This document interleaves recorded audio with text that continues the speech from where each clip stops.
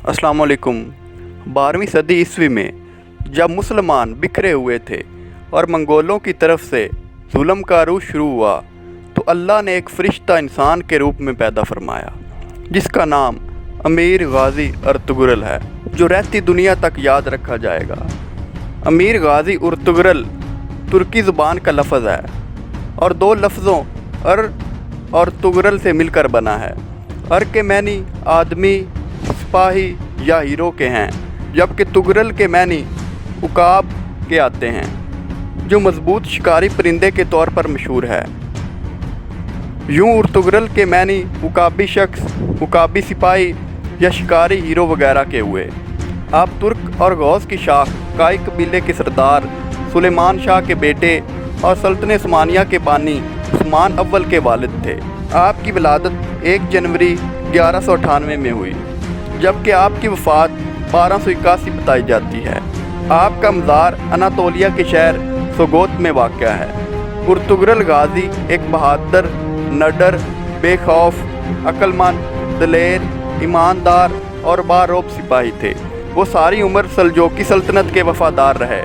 सुल्तान अलाउद्दीन ने अर्तुगरुल की खिदमत से मुतासर होकर इनको सोगोत और इनके नवाब में वाक़या दूसरे शहर बतौर जहांगीर अता किए और साथ ही सरदार आला के ओहदे पर फाइज किया।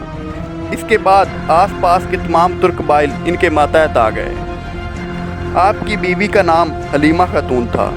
आपके वालिद का नाम सुलेमान शाह और वालदा का नाम हाइमा खातून था।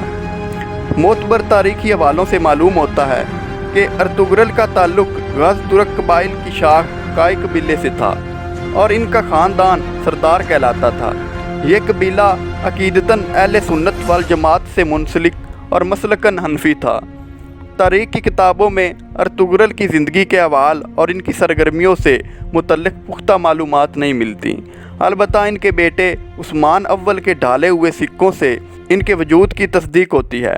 इन सिक्कों में उस्मान अव्वल ने अपने वालिद का नाम अर्तुगरुल ज़रब किया। ताम मजमूआ दस्तावेज़ात उस्मानी के मुताबिक अर्तुगरुल तुर्कमानी शाह सुलेमान शाह का फर्जंद और काई कबीले का सरदार था, जो मंगोलों के हमलों की वजह से मशरक़ी ईरान से हिजरत करके अनातोलिया आ गए। उस्मानी रवायात के मुताबिक अर्तुगरुल अपने वालिद सुलेमान शाह की वफ़ात के बाद अपने रुफ़का को लेकर सलाइका रूम के पास गए और इनसे ज़मीन का मुतालबा किया। चुनाचे उन्होंने सोगोत तुर्की की ज़मीन अर्तुगरुल के हवाले कर दी, जो इस ज़माना में बाज़तीनी सल्तनत की सरहद पर वाक़या थी, और अर्तुगरुल को इसका सरदार भी मुकर्रर कर दिया। बाद अज़ां इस सरज़मीन पर कुछ ऐसे वाक़यात पेश आए जो आगे चलकर सल्तनत उस्मानिया की बुनियाद का सबब बने। इस्लाम की सरबुलंदी की खातिर अर्तुगरुल और दीगर उस्मानी सलातीन की मुजाहिदाना सरगर्मियों की बिना पर अमूमन इनके नामों के साथ गाज़ी का लक़ब लगाया जाता है। अर्तुगरुल गाज़ी उम्र पर सल्जूकी सल्तनत के वफ़ादार रहे, लेकिन इनकी ज़िंदगी के आखिरी अयाम में सल्जूकी सल्तनत अपने आखिरी सांस से ले रही थी और मंगोल सल्तनत के पूरे अनातोलिया, जिसको मौजूदा तुर्की कहा जाता है, पर कब्ज़ा कर लिया था, जो इनके लिए सख्त तशवीश का बाइस था।